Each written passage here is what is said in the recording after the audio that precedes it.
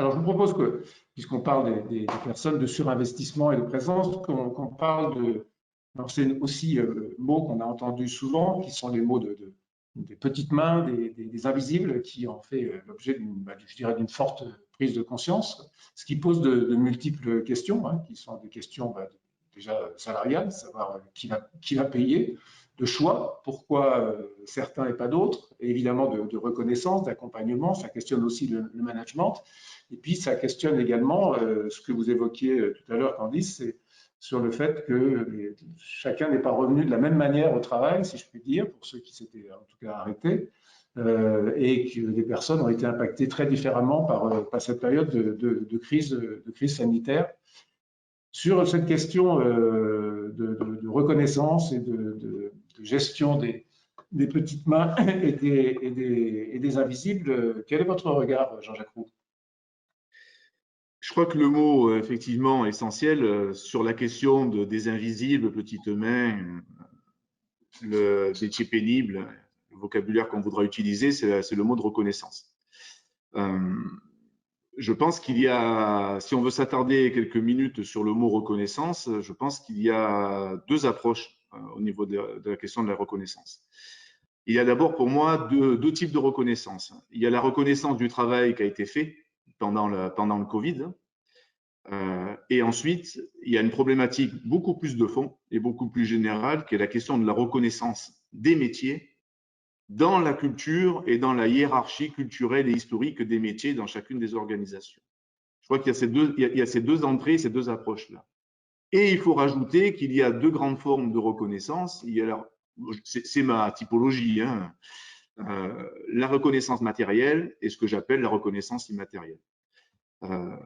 Évidemment, quand on parle de reconnaissance et de métier, a fortiori sur des métiers, on va dire, considérés comme secondaires, vient tout de suite à l'esprit la reconnaissance financière.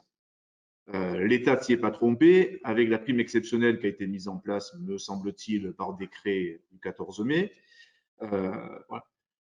C'est très bien, évidemment, mais c'est ponctuel, et deux, ça ne répond qu'à la reconnaissance du travail qui a été effectué. Je pense, moi, à titre personnel, qu'on ne peut pas et on ne peut plus faire l'économie de travailler sur la deuxième reconnaissance, qui est la reconnaissance des métiers par une meilleure équité dans la hiérarchie des métiers des organisations. Ça passe, à mon avis, par un travail de gestion de ressources humaines autour des grilles salariales. Un certain nombre d'organisations ont des grilles salariales, mais bien souvent, ce sont des grilles salariales d'encadrement, où on pose des niveaux de responsabilité et on veille à ce que les régimes indemnitaires par niveau de responsabilité soient relativement homogènes, quelle que soit la direction, quelle que soit la filière, voire même quel que soit le lieu géographique, parce que souvent loin du cœur, loin des yeux. Donc ce travail-là, il est fait pour les trois catégories, A, B, C, mais pour la C, uniquement pour celles qui encadrent.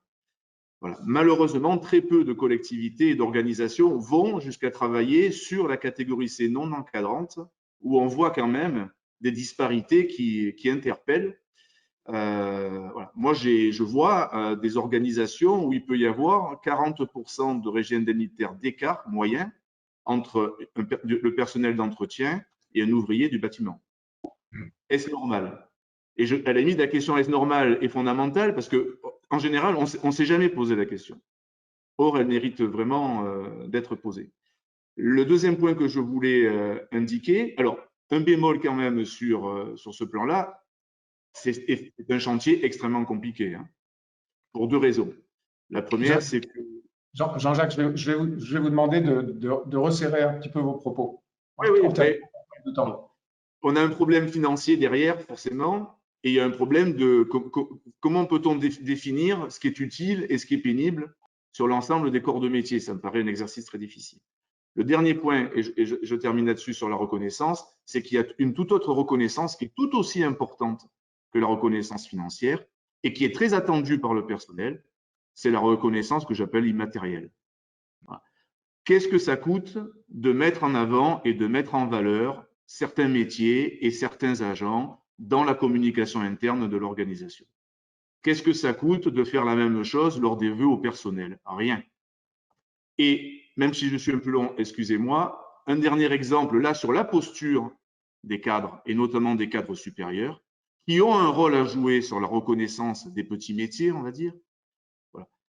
Quand je vois, anecdote personnelle, il y a quelques années, mais il n'y a pas très longtemps, que je viens à l'accueil, que je dis bonjour, que je reste 2-3 minutes à discuter avec elle, que je repars, et qu'au bout de quelques pas, on me crie « Merci, monsieur Roux ». Je m'arrête, interpellé par cela, je m'approche, je retourne les voir, je dis « Mais pourquoi vous me dites bon, merci ?» Elle me répond « Parce que vous êtes le premier dans vos fonctions qui nous dit bonjour le matin ». La reconnaissance, elle démarre là.